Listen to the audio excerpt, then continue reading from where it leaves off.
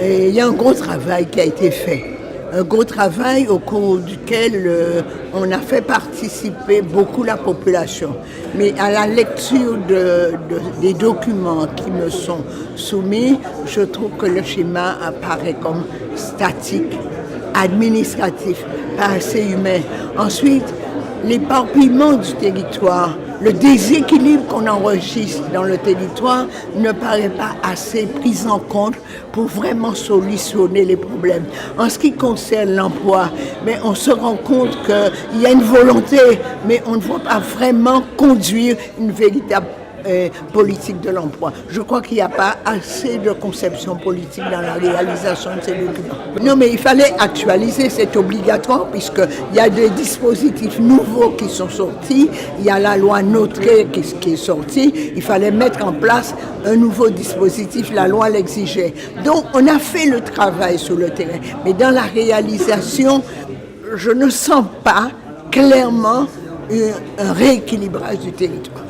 Écoutez, le conseil départemental est content d'être invité, content d'être là parce que nous avons pris une part active dans l'élaboration de ces différents schémas et le conseil départemental est directement aussi concerné parce que ce soit dans le cadre justement de la silver economy ou l'économie justement en direction des personnes âgées dont nous avons la compétence, nous avons besoin justement de porter notre contribution pour à la fois que les formations adéquates, les plus innovantes soient mises en place pour permettre aux chefs d'entreprise de trouver justement des éléments, des personnes justement prêtes à utiliser les emplois qui seront créés. Mais nous avons aussi tout ce qui concerne les carrières sanitaires et sociales. C'est la région qui assure donc ce type de formation. Et là encore, nous avons besoin justement de prendre notre part pour que ces formations soient aussi conclues pour permettre justement au conseil départemental de continuer son œuvre dans le cadre de ces actions en direction de la solidarité, entre autres. Ces schémas sont importants parce que cela préfigure si on se trompe dans l'élaboration de ces schémas, cela veut dire que lorsque des créneaux d'emploi se font jour, si la formation n'a pas précédé ces créations, on se retrouve dans la situation où les emplois existent, mais qu'on n'a pas justement les personnes formées, qualifiées pour pouvoir les occuper. Donc vous voyez que ces schémas sont très importants. Et cela prend en compte à la fois le domaine de la formation et de l'éducation, mais aussi des schémas concernant l'économie, concernant tout ce qui peut être fait pour permettre aux entreprises de prospérer, mais aussi au-delà de cela, permettre aussi à la population, justement, aux chercheurs, aux chômeurs, de trouver du travail. Et nous, justement, dans ce domaine-là, entre autres, nous sommes justement en train de développer ce qu'on appelle l'économie sociale et solidaire, qui existe déjà bien sûr, mais nous essayons justement d'accentuer ce processus parce que nous sommes persuadés et convaincus même que c'est là que seront trouvées des niches d'emploi et qui permettront justement à notre population de pouvoir trouver une activité, mais surtout pour nous aussi département, ce qui est important, c'est de réduire justement le nombre de bénéficiaires du RSA. Voilà des ambitions qui sont justement dans l'élaboration de ces plans et la population doit donner toute son importance justement à l'élaboration de ces schémas parce que ces schémas sont aussi déterminants pour l'avenir. Je connais bien les schémas régionaux qui sont des dispositifs de la loi. La loi rend obligatoire l'adoption de certains schémas de développement économique ou de développement des formations ou de développement de l'enseignement supérieur. Ce sont ces trois schémas que nous avons adoptés ce matin ici à la région Guadeloupe. Nous les avons votés, nous, groupe de l'opposition, même si le groupe n'est pas reconnu par le président, nous l'avons voté parce que nous estimons qu'il s'agit de bons documents, qui a fait l'objet d'une bonne concertation. Nous savions pratiquer ça à l'époque, ça a été fait, donc il n'y a pas à redire. Je me suis simplement autorisé à donner 3 conseils. De dire que le schéma de développement économique, ça s'appelle bien économique. Mais il faut aller un petit peu plus loin et ne pas penser seulement les entreprises. Il y a, comme dans toute économie, les ménages, c'est-à-dire vous et moi, les personnes. Or, l'économie, c'est en général D'abord, les dépenses faites par les familles, les recettes des familles, la construction des logements, les achats de consommation ou de produits, ce sont les familles. Or, avec ce qui vient, les ménages vont jouer un rôle considérable dans la révolution numérique, avec les ordinateurs, avec les portables, avec les tablettes, avec ce qu'on appelle l'Internet des objets, avec le big data, les jeunes comprennent ça bien, et surtout avec l'ubérisation, comme Uber Pop dans l'Hexagone, où on fait du face-à-face. Avant, qu'est-ce qui se passait?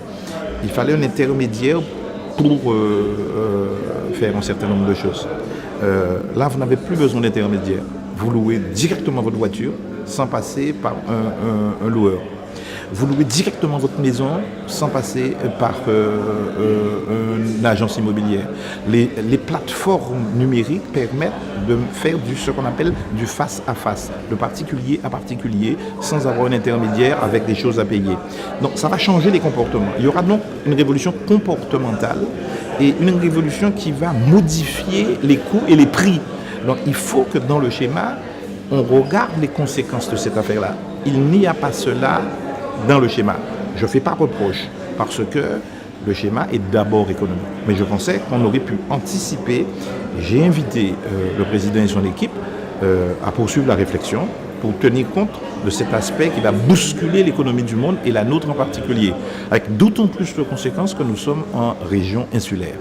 La deuxième chose, c'est que dans ces schémas-là, la loi, donc le législateur, impose de passer convention avec l'État et de passer convention avec l'Europe. C'est pour l'État le contrat de plan État-région et pour l'Europe, c'est les programmes opérationnels insérés dans la stratégie 2020, 2020 comme on dit. Donc l'État passe, la région passe le contrat. Mais quel contrat la région, elle, passe-t-elle avec les communes? Passe-t-elle avec les communautés d'agglo et de communes? Là, il y a un vide qu'il faut remplir et qu'il faut combler. Là, on a un schéma qui va penser le développement sur 5 ans. Il faudrait faire la même chose avec les communes.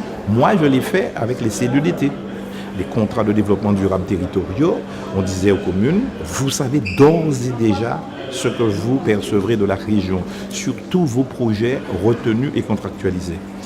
Même chose avec les EPCI, il faudra contractualiser avec eux. J'ai donné ce conseil-là, pensez à le faire. Troisième conseil, qui n'est pas une opposition, le troisième conseil, c'est de dire, vous votez un document et moi je le vote, mais il faut le décliner, c'est-à-dire l'appliquer. Donc pour ça, il faut les régimes d'aide. On dit tout ça, c'est très beau, ce qui est écrit, mais après, quelle délibération pour l'appliquer concrètement? Vous êtes chef d'entreprise, vous dites que vous avez écrit ça dans le SRDEI ou D2I, eh bien j'aimerais des subventions, peut-être améliorées par rapport à ce que faisait l'ancienne majorité. Pour le moment, ce n'est pas fait. Ce n'est pas un reproche, il faudra prendre un temps pour le faire. Mais il ne faut pas oublier qu'il y a un deuxième temps qui vient, à mon sens, de faire en sorte qu'il y ait un régime d'aide sur tous les sujets, y compris sur les aides aux personnes, même si, avec les compétences maintenant, la région aura du mal à faire ça. Mais de décliner, si j'ose dire, l'action régionale en choses très concrètes pour les personnes, pour les entreprises et pour les collectivités. Donc voilà les choses. Ensuite, je finis en disant, très bientôt au Sénat, on va adopter définitivement la loi égalité réelle. Elle a été votée en première lecture déjà à l'Assemblée nationale. Et dans ce texte-là, on va prendre des plans de convergence sur 20 ans et des contrats de convergence sur 5 ans. Bon, ces contrats-là et ces plans-là ont vocation à surplomber, à coiffer ce qu'on vient de faire, tous ces schémas-là. Donc il faudra bien réadapter ou adapter de nouveau les réflexions qui viennent d'être faites pour que ce soit applicable concrètement et que les gens voient ça dans leur vie quotidienne. Voilà, c'était ça les conseils que j'ai pu donner dans un esprit positif. Enfin, pas dire qu'on pourra aller plus loin. Les schémas nous donnent une visibilité sur les années à venir. Et c'est une belle concertation de tous les Guadeloupéens, je dirais, les institutions, les agglos. Donc c'est un travail réalisé pour pouvoir développer économiquement, sur la formation, sur la jeunesse, sur l'éducation, sur l'externalisation et surtout l'université, la région Guadeloupe, donc c'est l'État, ça rentre dans le cadre de la Nôtrée. Nous avons vraiment eu un formidable travail de la part des services de la région, accompagné aussi par Calistat, voté en conférence territoriale de l'action publique à l'unanimité, aujourd'hui encore à l'unanimité. Donc je suis vraiment satisfait et j'espère que nous aurons les moyens de pouvoir mener à bien ces schémas sur les 5 ans à venir. Le temps sera plus long parce qu'on ne peut tout faire ensemble, mais c'est surtout les moyens. Je pense que si on est solidaire, on pourra faire beaucoup pour la Guadeloupe et pour les Guadeloupéens. Je crois que oui, surtout que ça a été voté, comme je l'ai dit, à l'unanimité partout. Nous avons sillonné effectivement les îles, la Guadeloupe, les agglos. Nous avons travaillé avec tout un chacun. Nous avons recueilli les doléances et je le dis franchement que c'est un outil formidable que nous allons proposer sur les 5 ans à venir pour pouvoir développer et faire avancer la Guadeloupe. L'orientation, c'est vrai, surtout l'orientation et permettre aussi, là-dedans, le plus gros volet, c'est l'emploi, l'accompagnement économique, ce que nous faisons aujourd'hui. Et je pense que si tout va bien, on fera de grandes choses avec ces schémas. Pour l'instant, on ne peut pas chiffrer, car c'est un schéma sur les 5 ans, on ne peut pas chiffrer actuellement. Mais nous savons qu'en matière économique, on aura un très très gros effort à faire pour accompagner les entreprises déjà à se redresser, à se perfectionner. Donc on ne peut pas chiffrer ces schémas. Vu le nombre d'entreprises qui existent, ça m'étonne. Mais diminuer un maximum, c'est une chose possible. Je pense qu'avec le travail fait déjà avec les chefs d'entreprise, au 1er février 2016, nous avons recruté 700 jeunes quand même dans le pacte de responsabilité. Aujourd'hui, je pense qu'avec les possibilités que nous aurons de l'État, la collaboration avec les agglos, le département, on peut diminuer au maximum le chômage en créant des emplois, en développant notre littoral, en les aménageant, en agriculture, sur la diversification agricole et surtout cette volonté que nous avons à la région de pouvoir par la suite créer des locaux commerciaux pour mettre à disposition de nos jeunes créateurs d'entreprises. Nous allons essayer d'innover pour pouvoir durer demain et accompagner beaucoup de jeunes à créer leurs entreprises. Vous savez, nous sommes là pour travailler, comme je le dis. Vous avez vu, nous avons eu une belle séance aujourd'hui. Hier, nous avons eu une belle commission permanente avec des propositions, des conseils même de l'ancien président. C'est ce que nous demandons, que nous puissions travailler ensemble. Et tout ce qui est bon pour la Guadeloupe, je suis preneur.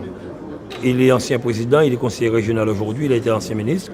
Nous avons des Guadeloupéens lambda qui sont là, qui peuvent aussi nous donner des conseils pour que nous puissions améliorer la situation des Guadeloupéens. Donc nous sommes preneurs de tout.